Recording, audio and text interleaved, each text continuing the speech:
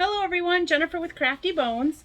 So if you read the thumbnail, you'll see that I was tagged in the 10 yarn questions, tag you're it. I was tagged by Rose from Rose Likes Crochet. I'll link her down below. And I figured I would go ahead and get on and answer these 10 questions. And then I have some people that I want to nominate to do the 10 question challenge as well.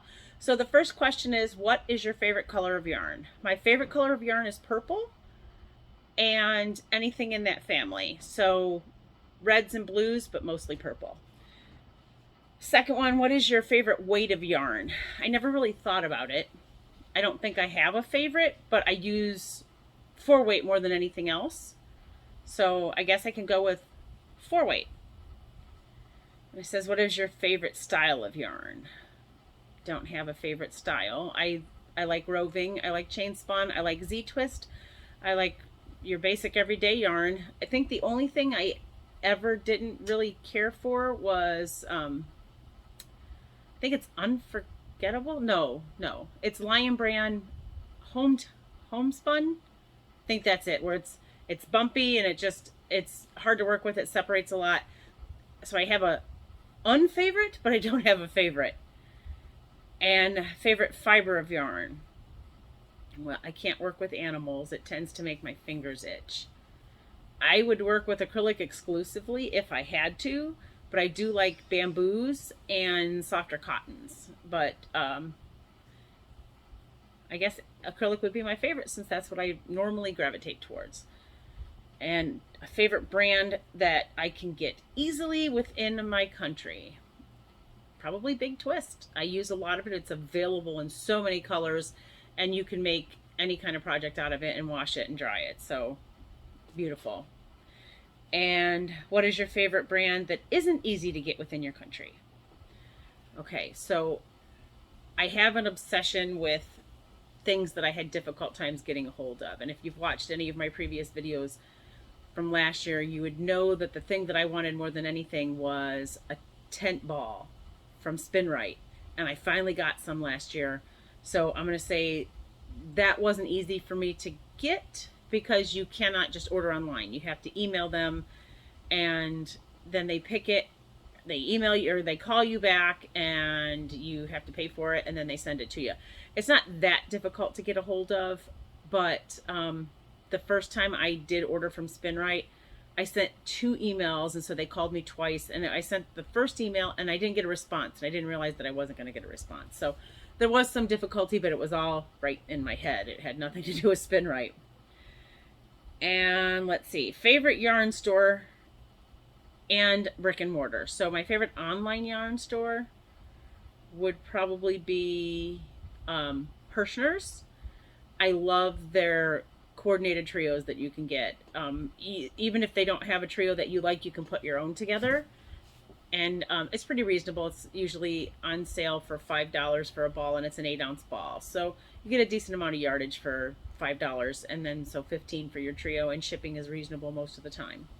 And brick and mortar store, I'm gonna have to go with Joann, only because I like the Big Twist. It's so much cheaper than any of the loops and threads at Michael's, and a lot more colors. All right, do you keep scrap yarn, and if so, what do you do with it? So I do keep my scrap yarn. Lately I have been making loveys with it, and I've also done my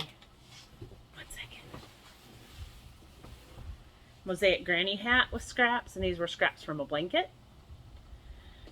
And let's see, the project that I've done, I started a scrap blanket 30 years ago, and it doesn't have that much on it. Hold on. All right, so this is the scrap blanket that I started 30 years ago. As you can see, there's really not much to it. It's pretty long though. My wingspan is close to 6 feet. So I'm gonna say it's over 6 feet, maybe close to 7 feet. And it is a version of Apache chairs, like I said, that I started 30 years ago. I didn't even know it had a name at the time. It's just something I enjoyed watching the transitions. And most often it's just one, I think everywhere, it's just one row of whatever color I had next. And you can see there's repeat colors for ones that I had more of. and it's all just single crochets with a double crochet to the row below, and it goes up at an angle. Here's the back side, almost reversible. You can see the same pattern. It's kind of tricks the eyes. So that was my 30-year-old scrap blanket that I probably should work on. I just got so wrapped up in making loveys. Let's see, what is the next one? Favorite thing to crochet or knit? The only thing I've ever knit is a scarf, and I was happy with the product, but I wasn't happy with the time it took. I think if I had time to sit down and really do knitting, I might enjoy it, but no. But crocheting blankets, I prefer to do blankets over anything else, and that's why my projects typically take so long, because I don't do small things often.